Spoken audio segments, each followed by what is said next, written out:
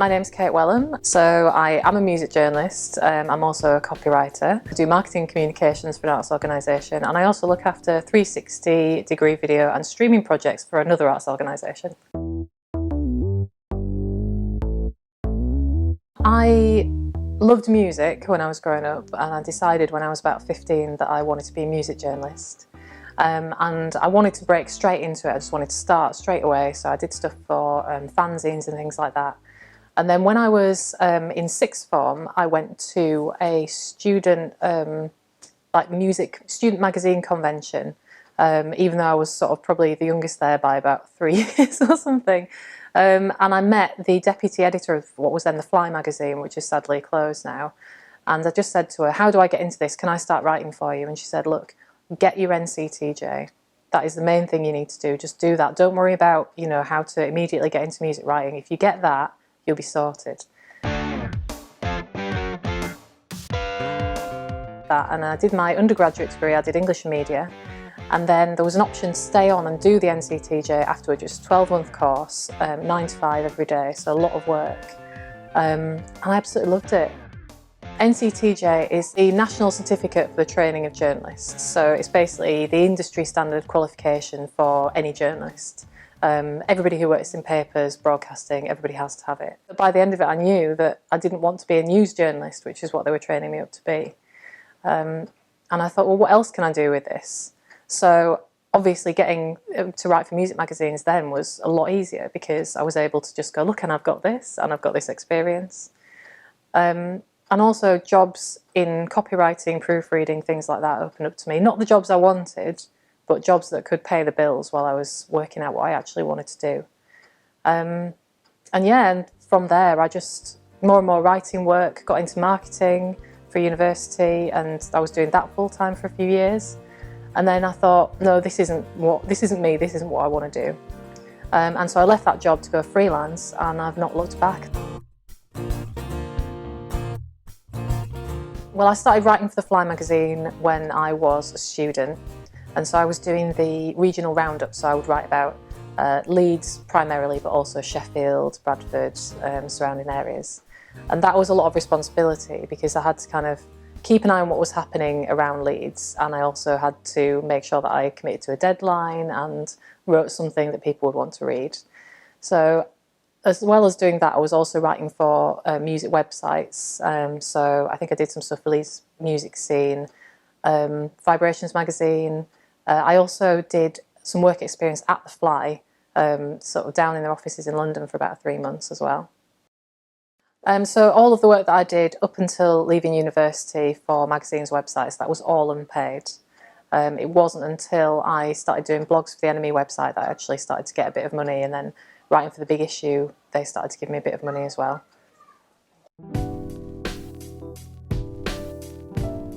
I definitely needed to diversify what I was able to do. So when I was starting out as a trainee journalist, the only thing that we did was writing for papers, that was it.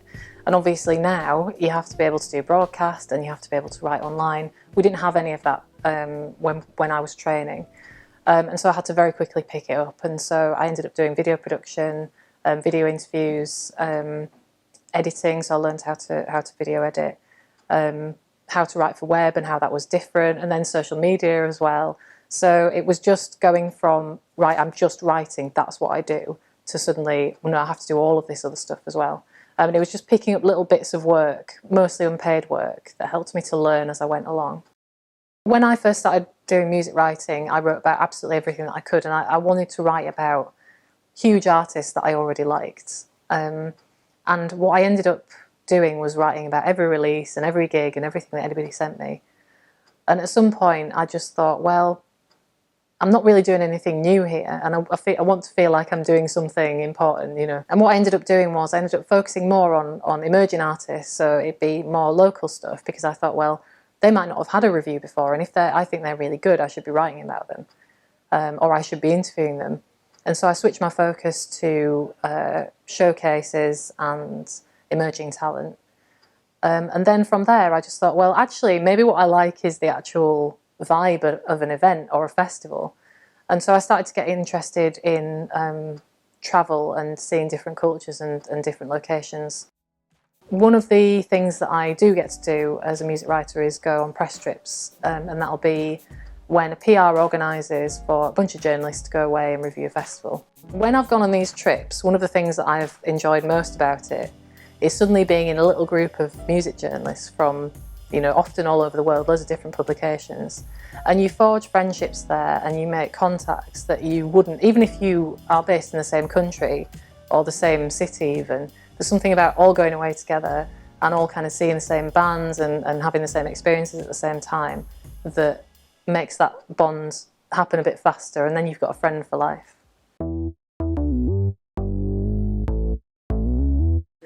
Everything I do at the moment is freelance. So for the two arts organisations that I work for, it's project by project. Every time they get funding for a project, they'll bring me on board and I'll get to do stuff. And at the same time, I can be in the background sort of looking out for work that we could go for, and then if we get it, then obviously I get paid. And the music writing is largely unpaid still, because unless you're doing it full-time, in big features, it tends not to pay. But the copywriting that I do is paid.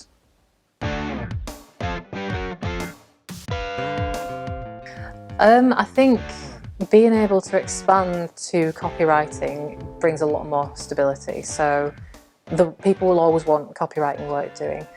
So I'm on the books of a couple of agencies, and they do a lot of big brand stuff, so big international brands, and I can be writing for 3 or 4 travel, fashion, product brands in a week at the same time as doing all this other stuff, and that's never going to go away. And so if you can get enough of that sort of stuff built up, you can make a stable career just out of writing and doing music journalism as and when.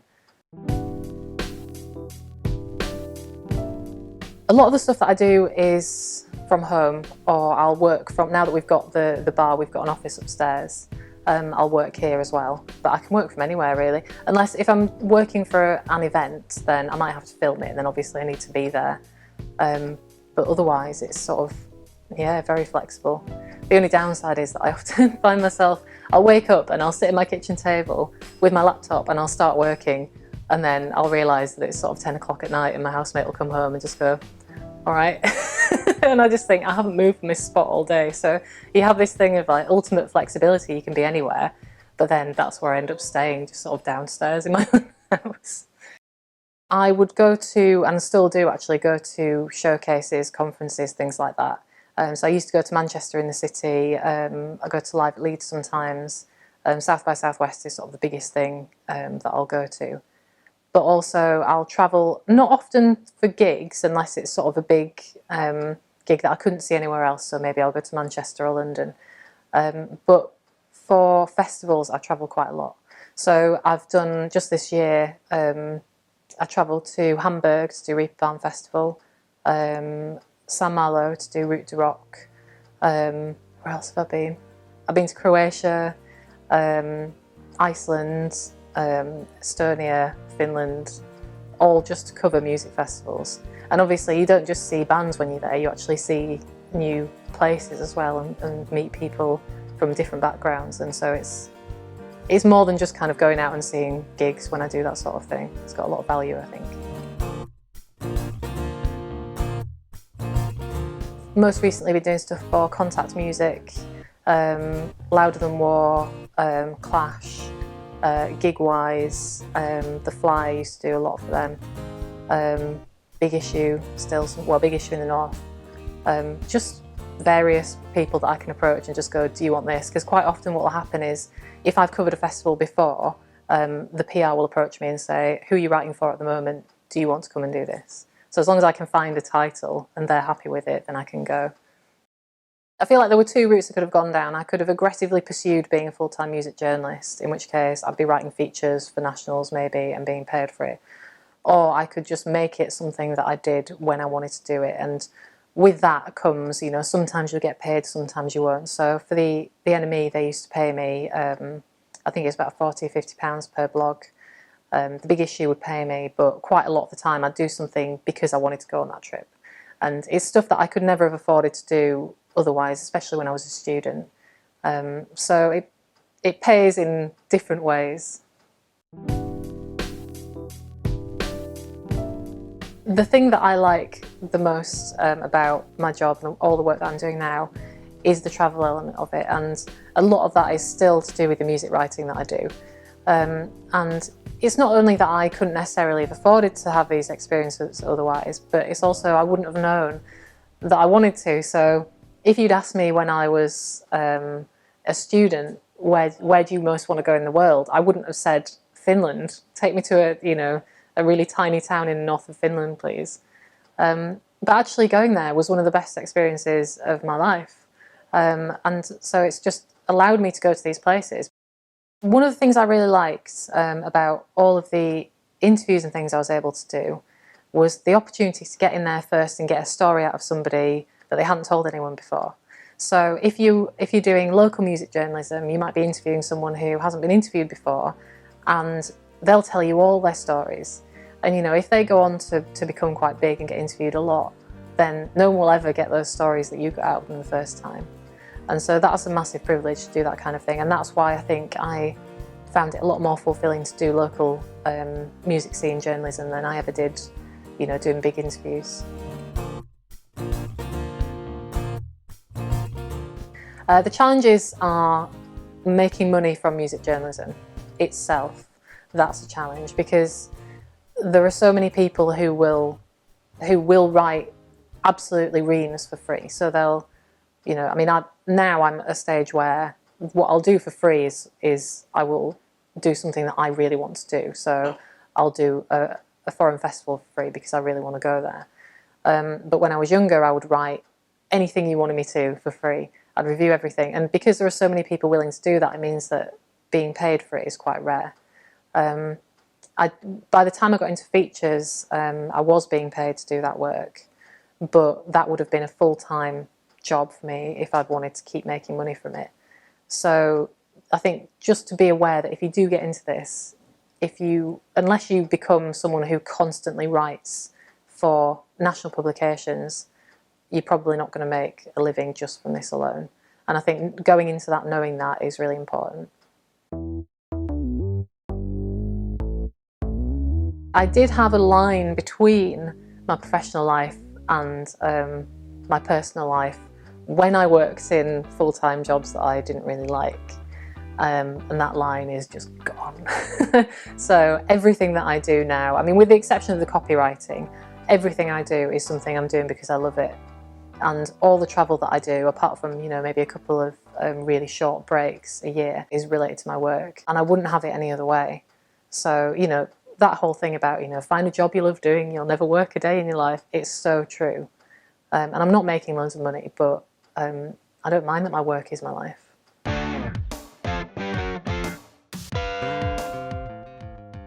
So my top 3 tips for getting into music journalism are: think about the artists that you really like, and then try and find the new local version of that artist. So look at genres you like and see who's doing that in your town, because it could be that you're the first person to actually write about an artist rather than being someone who's writing about an artist who's been written about over and over again, and that's a lot more valuable in terms of you being a tastemaker, which is essentially what music journalists are.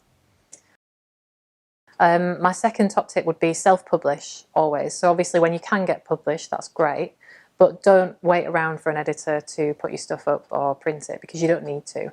So get your own blog, get in touch with PRs, tell them what you do, and make sure that you update it regularly so that you always have this place people can go and see your writing.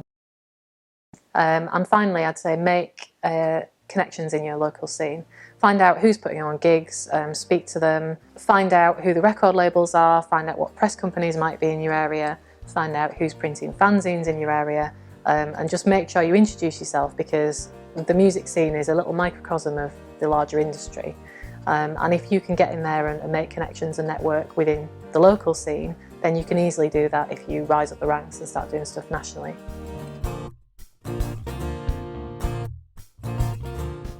It's interesting because, weirdly, going out to South by Southwest has given me a greater perspective on what might be the future of the local music scene than being in the middle of the local music scene. because that's where you can kind of, the kind of technologies that are being developed and the kind of platforms tell you where they think the industry is going. And more, the artists and the fans are in control of what the output is. So I think in the past you might have had people saying, right, we're going to pour a lot of money into this artist, we're going to put them everywhere, and then you will like them and they will be huge. And it doesn't really work like that anymore, because someone can self-publish, self-record, self-publish, set up all their own social media accounts, reach all their own fans without any industry involvement whatsoever. And I think that's really exciting. And so even though local scenes are still important in terms of the actual venues, the artists and the music is much more fluid in terms of it's not necessarily tied to a location.